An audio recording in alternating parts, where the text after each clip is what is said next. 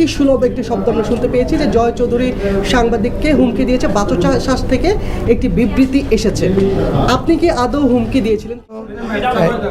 আমাদের যত বিজনেসম্যান আছে আজকে বেছে বেছে কিছু বিজনেসম্যানদেরকে আরও উৎসাহিত করার জন্য তারা যাতে তাদের কাজের ক্ষেত্রে আরও বেশি উদ্দীপনা পায়, উৎসাহ পায়, সেই উপলক্ষে সোহানা বিজনেস অ্যাওয়ার্ডটা করেছেন। ওই গেস্ট হিসাবে আজকে আমি সহ আমাদের সিনিয়র আরও অনেকেই আসছিলেন। বিশেষ করে আমার খুবই শ্রদ্ধাভাজন, আমার খুবই পছন্দের এবং আমাকে অনেক বেশি স্নেহ করে আমাদের সোলেনা ভাইয়া, উনিও আছেন এখানে। ডিএতেব ভাই আছেন। ডিএতেব স্পেশালি আমাকে বলেছিল, ইনভাইট করেছিল। আর যিনি এটার অর্গানাইজার সোহান আপু, উনিও রিকোয়েস্ট করেছিল। পরে চিন্তা করলাম গত বছর আসতে পারিনি, এবার একটু ঘুরে আসি। জাস্ট এই ব্যস্ততার ভিতরে একটু ঢুমালাম। ওকে, এখন আলোচনার বিষয় হচ্ছে শিল্পী সমিতির নির্বাচন এবং প্রত্যেকবার নির্বাচনের আগে অনেক ধরনের ঘটনা ঘটে। এবারও ঘটেছে এবং এবারের ঘটনার কেন্দ্রবিন্দুতে আপনি আছেন। আপনি জানেন সম্প্রতি একটি বিষয় আপনি টক অফ দ্য টাউন, বিশেষ করে সাংবাদিকের সঙ্গে আপনার কিছুটা মনোমালিন্য এবং হুমকি সুলভ একটি শব্দ আমরা শুনতে পেয়েছি যে জয় চৌধুরী সাংবাদিককে হুমকি দিয়েছে। বাচসাস থেকে একটি বিবৃতি এসেছে। আমি একটা কথাই বলবো, সেটা হচ্ছে যে আমরা নির্বাচন আসলেই আমাদের নোংরামোটা শুরু হয়, প্রতিবারই সেটাই হয়, সেটা এক্সওয়াইজেড করে আর কি। এবারও আমরা মনে করেছি বা আমরা সবসময় মনে করে থাকি যে নির্বাচনকে কেন্দ্র করে যখন একটা প্রতিহিংসামূলক আচরণ মানুষ করে বা আমার এফডিসির লোকেরা করে বা নোংরা রাজনীতি করে, এটা কিন্তু শুধু শিল্পী সমিতিই না, এটা গোটা চলচ্চিত্র লোকদেরকেই কিন্তু ছোট করা হয়। সো এটা বাংলাদেশে যখনই নির্বাচন হয়, বাংলাদেশের যারা চলচ্চিত্র পছন্দ করে সে মানুষগুলোর ভিতরে তখন একটা উদ্দীপনা কাজ করে। যখন নোংরা রাজনীতি হয় তখন তারা কি করে, এই জিনিসটাকে নিয়ে খুব বাজে মন্তব্য শুরু করে পেপার পত্রিকাতে, নিউজে, ফেসবুকে। সো এটা আমরা চাই না, একদমই চাই না। আমরা চাই মিলেমিশে সুন্দর একটা নির্বাচন হবে এবং সেই নির্বাচনটা পুরো চলচ্চিত্রবাসী সহ যারা চলচ্চিত্র পছন্দ করে সবার ভিতরে একটা পজিটিভ রিভিউ আসবে। কিন্তু আসলে সেটা হয় না, চেষ্টা করলেও হয় না।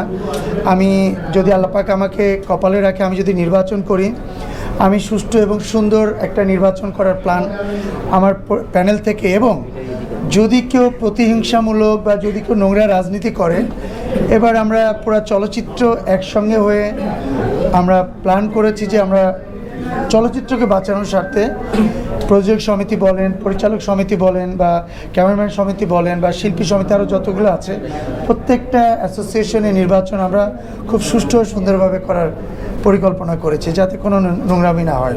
আর আমি একটা কথা সবসময় বলি, ব্যক্তি স্বার্থের জন্য কখনো একটা অ্যাসোসিয়েশন দায়ভার নিতে পারে না।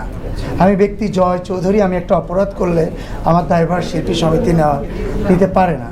সো আমি যেটা হয়েছে বা যেটা হচ্ছে এটা নিয়ে আমি কোনো কথা বলতে চাই না, যেহেতু অনেকেই এটা নিয়ে কথা বলছে এবং এটার সঙ্গে এখন অফিসিয়ালি অনেকেই সম্পৃক্ত হয়েছে, যার জন্য ওই বিষয়ে আমি কথা বলতে চাই না।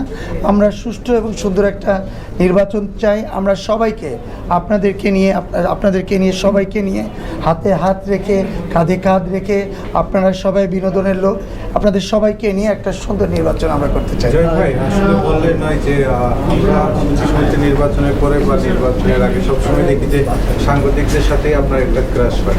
আসলে যে ঘটনাটা আসলে ঘটেছে আর সেই বিষয়টা নিয়ে আসলে কি হয়েছে সেটা যদি আপনি একটু খোলাসা। না, আমি এই বিষয় নিয়ে এখন কথা বলতে রাজি নই।